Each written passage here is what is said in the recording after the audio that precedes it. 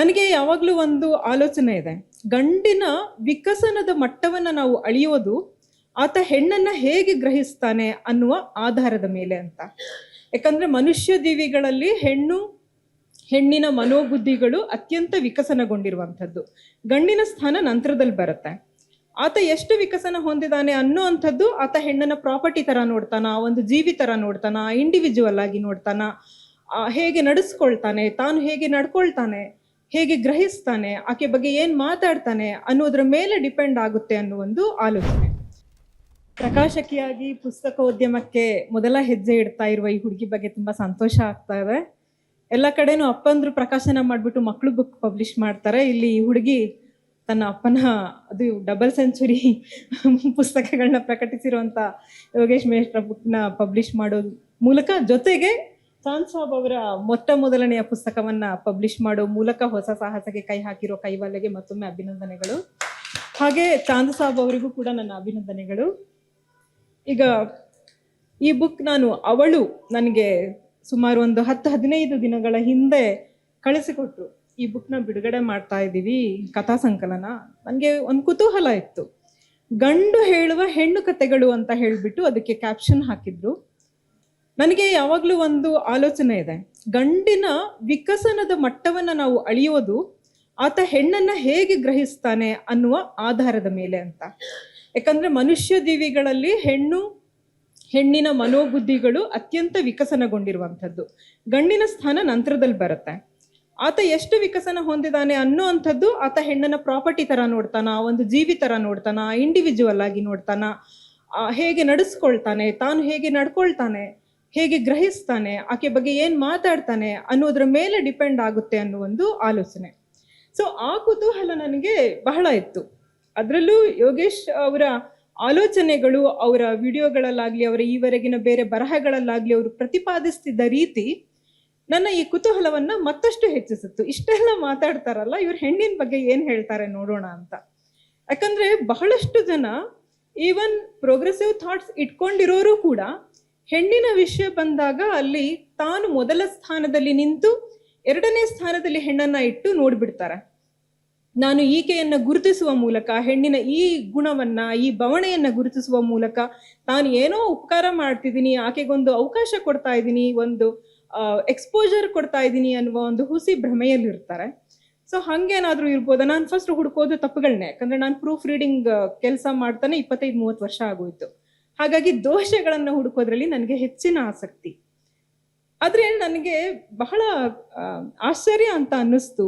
ಈ ಯಾವ ಕಥೆಗಳಲ್ಲೂ, ನಾನು ಇವರ ಬುಕ್ ರಿಲೀಸಿಗೆ ಬಂದು ನಿಂತಿದ್ದೀನಿ ಅನ್ನೋ ಕಾರಣಕ್ಕೆ ಈ ಮಾತನ್ನು ಹೇಳ್ತಾ ಇಲ್ಲ, ಯಾವ ಕಥೆಯಲ್ಲೂ ಕೂಡ ಪುರುಷಾಹಂಕಾರದಿಂದ ಬರದ ರೀತಿಯಲ್ಲಿ ನನಗೆ ಕಾಣಿಸ್ಲಿಲ್ಲ.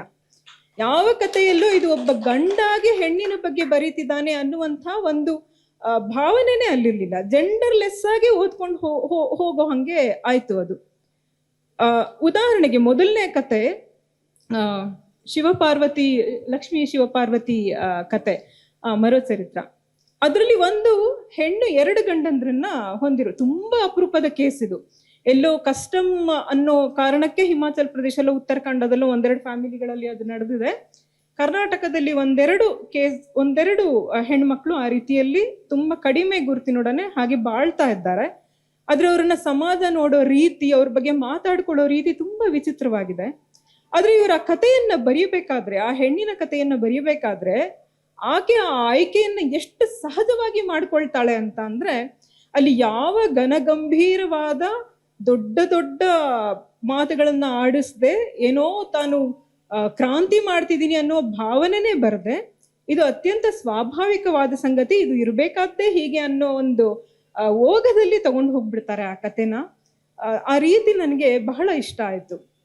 ಅಲ್ಲೆಲ್ಲೂ ಕೂಡ ಹೆಣ್ಣನ್ನ ಒಂದು ತುಮುಲಕ್ಕೇನೋ ಅಂದ್ರೆ ಲೈಕ್ ಹೆಣ್ಮಕ್ಳು ಹಿಂಗೆಲ್ಲ ಯೋಚನೆ ಮಾಡ್ಬೇಕು, ಇಷ್ಟು ದ್ವಂದ್ವಕ್ಕೆ ಒಳಗಾಗ್ಲೇಬೇಕು ಅನ್ನುವಂಥ ಒಂದು ಸ್ಟೀರಿಯೋ ಟೈಪ್ ಆಲೋಚನೆ ಇದೆಯಲ್ಲ, ಆ ನಿರೂಪಣೆ ಇದೆಯಲ್ಲ, ಅದನ್ನ ಬ್ರೇಕ್ ಮಾಡ್ತಾರೆ. ಸೊ ಅಲ್ಲೇ ನನಗೆ ಭರವಸೆ ಹುಟ್ಟಿತ್ತು, ಮುಂದಿನ ಕಥೆಗಳು ಹೇಗಿರಬಹುದು ಅನ್ನೋ ಥರ. ಸೊ ಈ ಇಡೀ ಸಂಕಲನದಲ್ಲಿ ಬರುವ ಎಲ್ಲ ಪಾತ್ರಗಳು, ಸರ್ವಮಂಗಳ ಅನ್ನೋ ಪಾತ್ರ ಇರ್ಬೋದು, ಚಿತ್ತಿ ಅನ್ನೋ ಪಾತ್ರ ಇರ್ಬೋದು, ಅಣಿಮ ಅನ್ನೋ ಪಾತ್ರ ಇರಬಹುದು, ಪ್ರತಿಯೊಂದು ಪಾತ್ರನೂ ಆಮೇಲೆ ಭೀಮವ್ವ ವಿಧವೆ, ಆಕೆ ಭೀಮ ಅನ್ನುವ ಹೆಣ್ಮಗಳು, ಆಕೆ ಮರುಮದುವೆ ಆಗುವಂತ. ಇದ್ರಲ್ಲೂ ಕೂಡ ಅಷ್ಟೇ, ಆಕೆ ಮರುಮದುವೆ ಆಗುವಂತ ಒಂದು ಸಂಗತಿ ಯಾವುದೋ ದೊಡ್ಡ ಸಮಾಜ ಸುಧಾರಣೆಯ ಸಂಗತಿ ತರ ಅಲ್ವೇ ಅಲ್ಲ. ಆಕೆಯನ್ನ ಒಂದು ಇಂಡಿವಿಜುವಲ್ ಆಗಿ ತೋರಿಸಿ ಆಕೆಯ ನಿಜವಾದ ವೈಯಕ್ತಿಕ ಕಾರಣಕ್ಕೆ ಆಕೆ ಮದುವೆ ಆಗಬೇಕು ಅನ್ನುವಂಥದ್ದನ್ನ ಅವ್ರು ಆ ಕಥೆಯಲ್ಲಿ ಸ್ಥಾಪಿಸ್ತಾರಲ್ಲ. ಸೊ ಅದು ನನಗೆ ಬಹಳ ಇದಾಯ್ತು, ಟಚ್ ಆಯ್ತು, ನನಗೆ ತುಂಬಾ ಇಷ್ಟ ಆಯ್ತು.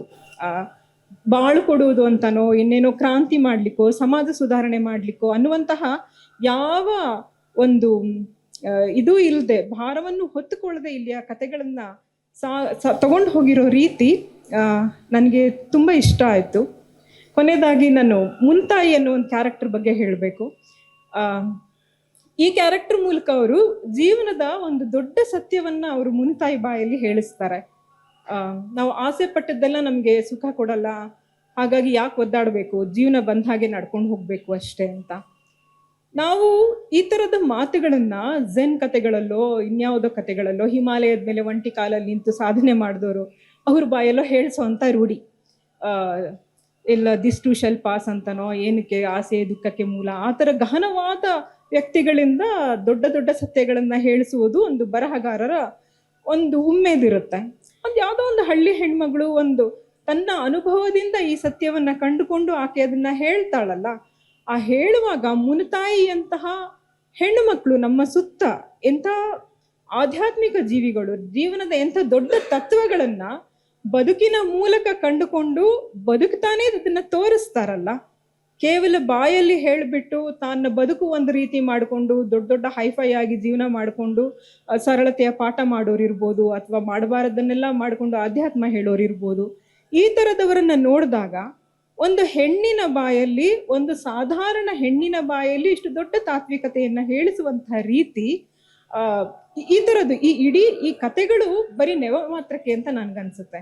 ಈ ಕಥೆಗಳ ಮೂಲಕ ಮತ್ತು ಈ ಹೆಣ್ಣುಗಳ ಮೂಲಕ ಯೋಗೇಶ್ ಮಾಸ್ಟ್ರು ತಾವು ಕಂಡುಕೊಂಡ ಸತ್ಯಗಳನ್ನ, ತಾವು ಬದುಕಿನಿಂದ ಅರಿತದ್ದನ್ನ, ತಾವು ಬದುಕಿನಿಂದ ಪಡೆದುಕೊಂಡದ್ದನ್ನ ಆ ಹೆಣ್ಣು ಮಕ್ಕಳ ಬಾಯಲ್ಲಿ ಹೇಳಿಸ್ತಾ ಹೋಗಿದ್ದಾರೆ. ತುಂಬಾ ದೊಡ್ಡ ದೊಡ್ಡ ತಾತ್ವಿಕ ದರ್ಶನಗಳು ನಮ್ಗೆ ಈ ಕಥೆಗಳಲ್ಲಿ ಸಿಗುತ್ತೆ. ಅದು ಹೆಣ್ಣುಗಳ ಮೂಲಕ, ಹೆಣ್ಣಿನ ಜೀವನದ ಮೂಲಕ. ಈ ಅಣಿಮ ಅನ್ನೋ ಒಂದು ಹೆಣ್ಣಿನ ಪಾತ್ರ ಬರುತ್ತೆ, ಓದ್ಲಿಕ್ಕೆ ತುಂಬಾ ಇದನ್ನ ನಾನು ಕ್ರಾಂತಿಕಾರಿ ಅಂತ ಕರಿಬಹುದಾದ್ರೆ ಈ ಕತೆ ಅಲ್ಲಿ ನಮ್ಗೆ ಒಂದು ಅತ್ಯಂತ ಸಹಜವಾದ ಫೀಲಿಂಗ್, ಒಂದು ಹೆಣ್ಣಿಗೆ ಯಾವ ತರದ ಬೇಕಾದ್ರೂ ಆಸೆಗಳು ಇರ್ಬೋದು. ಒಂದು ಚಿಕ್ಕ ಹುಡುಗನಿಂದ ಒಂದು ಮಗುವನ್ನ ಪಡ್ಕೋಬೇಕು ಅನ್ನೋ ಒಂದು ಬಯಕೆ ಒಂದು ಹೆಣ್ಣಿನಲ್ಲಿ ಹುಟ್ಟುವಂಥದ್ದು ಅತ್ಯಂತ ಸಹಜವಾದ ಸಂಗತಿ ಅನ್ನೋದನ್ನ ನಮ್ಮ ಸಮಾಜ, ನಮ್ಮ ಜನ, ನಮ್ಮ ಮನಸ್ಸುಗಳು ಅಕ್ಸೆಪ್ಟ್ ಮಾಡ್ಕೊಳಕ್ಕೆ ಇನ್ನೂ 2-3 ದಶಕ ಬೇಕು. ಯೋಗೇಶ್ ಮಾಸ್ಟರ್ ಅವರು ಈಗಾಗಲೇ ಆ ಕಾಲಮಾನಕ್ಕೆ ದಾಟಿ ಬಿಟ್ಟಿದ್ದಾರೆ. ಅದು ಅತ್ಯಂತ ಸಹಜವಾಗಿ ಇರಬೇಕಾದ ಸಂಗತಿ ಅನ್ನುವುದನ್ನ ಆ ಪಾತ್ರದ ಹೆಂಡತಿಯ ಬಾಯಲ್ಲಿ ಹೇಳಿಸುವ ಮೂಲಕ, ಆ ಒಂದು ಹೆಂಗಸನ್ನ ಈ ಇನ್ನೊಂದು ಹೆಣ್ಣು ಒಪ್ಪಿಕೊಳ್ಳುವುದನ್ನು ತೋರಿಸುವ ಮೂಲಕ, ಇದು ಇರಬೇಕಾದ್ದೇ ಹೀಗೆ, ಇದು ಅತ್ಯಂತ ಸಹಜ, ಇದು ನೇರವಂತಿಕೆ ಅನ್ನೋದನ್ನ ಅವರಲ್ಲಿ ಸಾಬೀತು ಮಾಡ್ತಾರೆ. ಹೇಳ್ತಾ ಹೋದ್ರೆ ಇನ್ನು ಸಾಕಷ್ಟು ಇದೆ, ಬಟ್ ಪುಸ್ತಕದ ಬಗ್ಗೆ ಅಕ್ಕಯ್ಯವರು ಮಾತಾಡೋದ್ರಿಂದ ನಾನು ಇಲ್ಲಿಗೆ ನಿಲ್ಲಿಸ್ತೀನಿ. ದಯವಿಟ್ಟು ನೀವೆಲ್ಲರೂ ಈ ಪುಸ್ತಕಗಳನ್ನು ಓದಿ ಬೇರೆಯವ್ರಿಗೂ ಓದಿಸಿ. ನಾನು ಆಗ್ಲೇ ಹೇಳ್ದಂಗೆ 2 ಕಾರಣಗಳಿಗೆ. ಒಂದು, ಚುರುಕಾದ ಬರಹ ಶೈಲಿ ಮತ್ತು ಒಂದು ಹಾಸ್ಯ ಧಾಟಿಯಲ್ಲಿ ಮತ್ತು ತುಂಬ ಟೇಸ್ಟಿ ಆದ ರೀತಿಯಲ್ಲಿ ಅವರು ಕಥೆಗಳನ್ನ ತಗೊಂಡು ಹೋಗೋ ರೀತಿಗಾಗಿ, ಕಥೆಯ ಓದಿನ ಸುಖಕ್ಕಾಗಿ ಮೊದಲನೇದಾಗಿ.